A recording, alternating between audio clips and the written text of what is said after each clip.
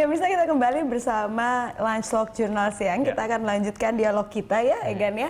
Ini Pak, sebenarnya kan alam ini untuk generasi kita berikutnya, untuk anak-anak kita. Tapi banyak sangat tidak menyadari seberapa pentingnya kita harus menjaga lingkungan kita, alam kita untuk anak cucu kita ke depan begitu ya.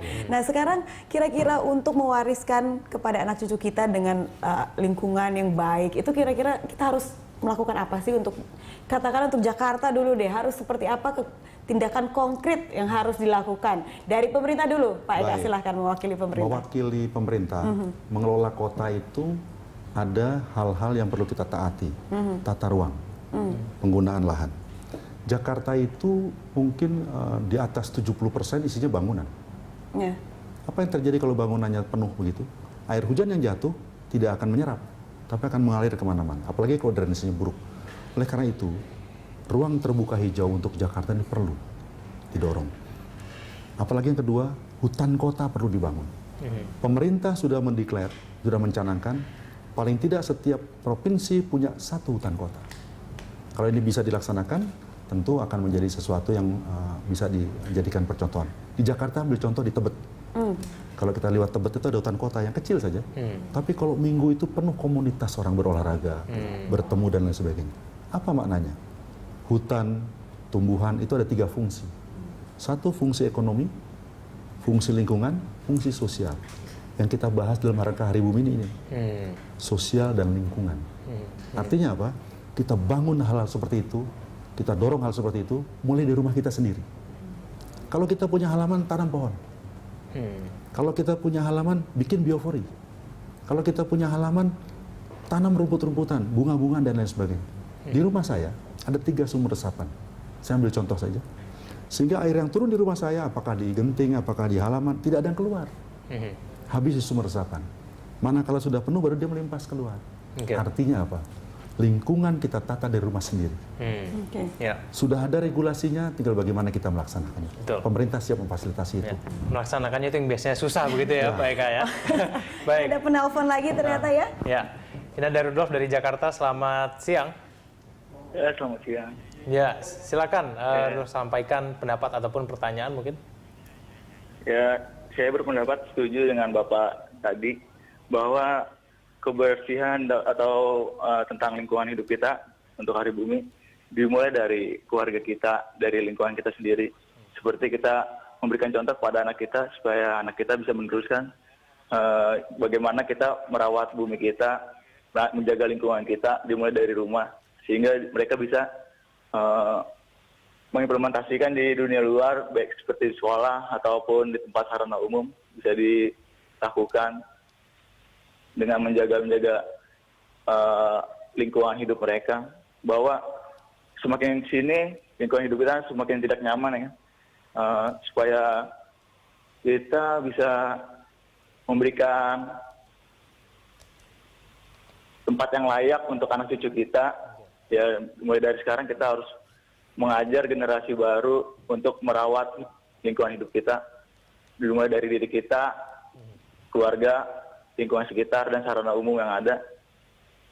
Itu aja. Baik, terima kasih Pak Rudolf tadi langsung dari Jakarta. Saya kepada Mbak Anita. Ini kan kemudian ditegaskan lagi nih tadi sama Pak Rudolf, ternyata dari keluarga nih penting. Mungkin dari Mbak Anita gini punya apa ya, cara-cara sederhana kemudian bagaimana supaya kita bisa mengajarkan pentingnya lingkungan buat lingkungan terdekat begitu. Bagaimana Mbak Anita? Ya, betul sekali. Memang penting sekali itu apa ya, pensosialisasian tuh dimulai dari lingkungan terkecil kita, yaitu keluarga. Jadi memang seperti contoh aja saya di rumah itu memang bukan cuman saya aja yang memang membiasakan ini, tapi memang orang tua saya, papa mama memang udah membiasakan. Jadi contoh hal kecil misalnya dari listrik. Dari seperti di malam hari terkadang kita lupa kan, bisa malam-malam kadang suka males matiin lampu atau apa, tapi memang kita udah dibiasain malam-malam itu minimal 1 lampu kecil aja yang nyala. Jadi lampu lampu kamar, lampu yang di ruang tengah itu harus mati.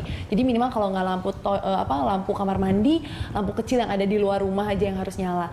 Dan yang kedua lagi itu seperti contoh penggunaan kertas. Jadi memang kebetulan kalau di rumah saya itu rumah dengan kantor itu memang satu, dan papa saya selalu mengajarkan gitu. Jadi kayak pakai kertas itu jangan pakai kertas yang baru lagi. Kalau misalnya kamu cuma buat test print atau misalnya hal-hal yang untuk yang bisa kita pakai lagi, pakai aja nih kertas-kertas yang udah bekas, pakai belakangnya. Kadang kita test print aja harus menggunakan kertas baru. Jadi memang itu dia pentingnya keluarga untuk mendukung kita untuk menjalankan atau merealisasikan gaya hidup ramah lingkungan itu memang penting sekali gitu.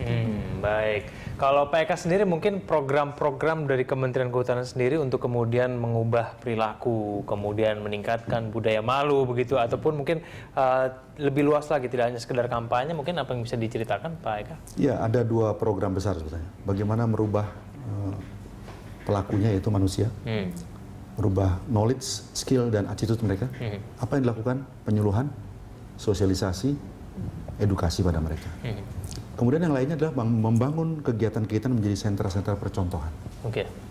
Kita bangun sentra contoh hutan kota, kita bangun sentra pembibitan, kita bangun sentra-sentra masyarakat yang peduli lingkungan. Kemudian yang terakhir kita berikan mereka apresiasi. Jadi di antara mereka kelompok-kelompok masyarakat itu setiap tahun kita adakan penilaian, kita evaluasi, kita berikan apresiasi. Nanti yang bicara manfaat adalah mereka, bukan kita. Kita aja fasilitasi, memberikan apresiasi. Apa dampaknya? Kalau bicara pemerintah, resistensi orang biasanya tinggi. Tapi kalau bicara adalah pelaku langsung di lapangan, biasanya orang akan mau tahu. Terus tanyanya ke pemerintah, bagaimana saya bisa menghubungi dia? Oke, kita fasilitasi, nanti kita datang kepada mereka. Yang terakhir, pemerintah menyiapkan apa yang dibutuhkan masyarakat. Dalam konteks tugas pokok dan fungsi Kementerian LHK, tentu ada bibit di situ. Seberapapun besarnya bibit yang diperlukan, kalau memang jelas peruntukannya, difasilitasi. Misalnya, teman-teman Berita Satu butuh bibit, saya oke. Ajukan ke kementerian, hubungi Kepala Humas, akan kita kirim. Kalau tidak bisa dikirim, silahkan ambil sendiri, paling tidak bibit kita siapkan. Sudah disiapkan begitu ya, tinggal bagaimana ini bisa memberitahu ke masyarakat begitu ya. Terakhir mungkin Nita, ini saran terakhir mungkinnya sebelum kita menutup dialog kita, mungkin saran Anda buat masyarakat yang sedang menonton, bagaimana kemudian mereka bisa ditingkatkan kembali untuk menjaga lingkungan, bagaimana? Ya intinya lingkungan itu atau bumi kita itu satu. Kita nggak ada planet lain, kita cuma punya satu planet bumi.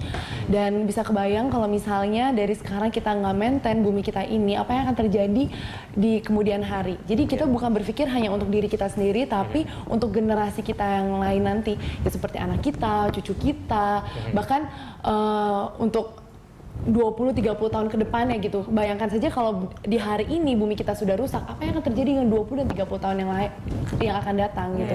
Jadi kalau bukan sekarang ya kapan lagi gitu. Dan kalau bukan dari diri kita sendiri ya siapa lagi yang akan merawat bumi kita ini. Baik, semoga didengarkan, semoga dilaksanakan juga ya, itu yang paling penting ya. Apalagi banyak hal kecil saja ya, kita di Kota Jakarta sudah sulit sekali menghirup udara segar. Orang butuh liburan atau membawa anaknya keluar kota untuk mendapatkan udara yang segar. Itu contoh paling nyata bahwa kita memang harus menjaga bersama-sama dunia kita ini ya.